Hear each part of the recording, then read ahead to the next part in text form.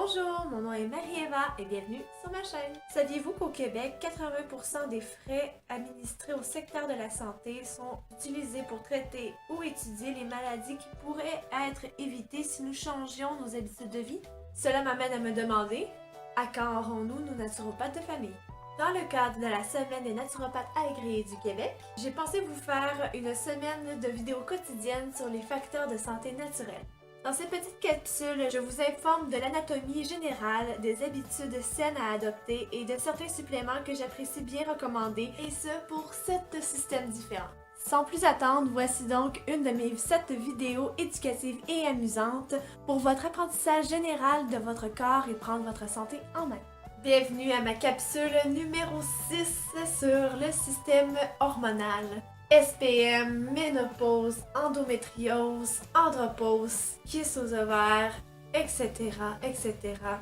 On sait, les hormones, c'est puissant et si ça pouvait, ça déplacerait des montagnes. Ces hormones sont partout dans notre corps. Ils sont les messagers dans notre corps pour toutes les actions que le cerveau, le système nerveux central, veut faire dans le corps. Donc bien sûr, elles agissent à plusieurs titres. Par contre, j'aimerais bien plus m'attarder sur le système reproducteur et les hormones à ce niveau-là, autant masculin que féminin. Mais un peu plus au niveau féminin, vous me comprendrez avec tous les cycles hormonaux qu'on subit à tous les mois et à un moment de notre vie où est-ce que, après des années de préménopause, la ménopause arrive et à ce niveau-là, la femme change de cycle pour le reste de sa vie. Et à ne pas banaliser, la ménopause est toute qu'une épreuve dans le corps d'une femme et au niveau du système nerveux également.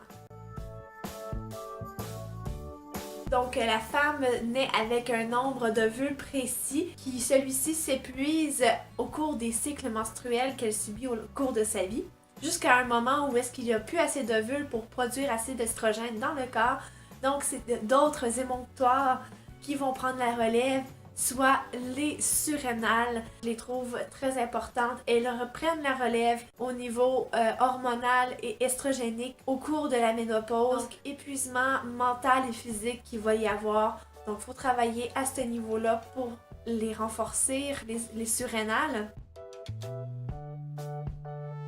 L'andropause est souvent causée par de multiples cofacteurs de vie, soit l'épuisement ou voire même émotionnel. Avec les routines de vie que nous avons de nos jours, il est évident que c'est facile de s'épuiser et de perdre intérêt envers nous-mêmes, donc de banaliser notre propre bien-être. Chez l'homme, c'est souvent ça qui se passe. Il y aura des conseils qui vont suivre plus tard, mais bien sûr, il y a un gros travail émotionnel à travailler là-dessus. Chez la femme, la ménopause apporte généralement un cas d'ostéopénie ou d'ostéoporose. Ça s'explique de par l'action œstrogénique au niveau de la masse musculaire. L'estrogène va aider au niveau de la construction de la masse osseuse. Donc, bien sûr, quand nous avons une réduction estrogénique, les chances d'avoir de l'ostéoporose sont plus grandes. Donc, de venir travailler avec des plantes phytoestrogènes et des bons calcium primordial. Bien sûr, avant toute cette histoire de ménopause, il y a toute une vie avec des cycles mensuels, donc au niveau des menstruations. Les SPM, ils sont pas faciles pour chacun d'entre nous. C'est pour ça que la pilule contraceptive est souvent très attirante pour certaines jeunes femmes de venir pallier à certains désagréments du cycle menstruel. Toutefois, il y a un prix à payer et les dommages sont irréversibles dans le corps à la prise de ce médicament. Je vous étonnerai pas en vous disant que je suis contre la prise de la pilule contraceptive. Toutefois, je ne serai jamais la personne à aller dire en boutique d'arrêter de prendre la pilule contraceptive, c'est un choix personnel.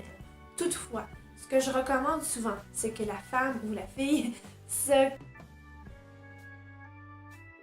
conscientise au niveau de la prise de pilule contraceptive. On peut se conscientiser. Donc pour les hommes, il y a des plantes qui viennent activer les microsanguins comme le ginkgo biloba ou la cayenne. C'est souvent des produits en capsule, dans des formules déjà préfaits qui sont très intéressantes à ce niveau-là. Également des oméga 3, donc les gras essentiels, autant pour les hommes que pour les femmes. Très très très primordial, surtout au niveau des cas de SPM, des grosses douleurs. Important de prendre des omégas. Une bonne hydratation, bien sûr. Il y a des belles formules homéopathiques Également des plantes phytoestrogéniques et des plantes amères pour le foie et pour appuyer au niveau estrogénique. Pour les SPM douloureux, je recommande les oméga 3 puissants un petit peu avant, pendant et après la période. Et ensuite, ça nous fait environ une semaine et demie sans en prendre nécessairement, mais on peut continuer à en prendre à long terme. Au niveau des plantes, au niveau plus SPM, je recommande beaucoup le framboisier qui est un tonique utérin. Et pour la ménopause, je travaille beaucoup avec le Vitex.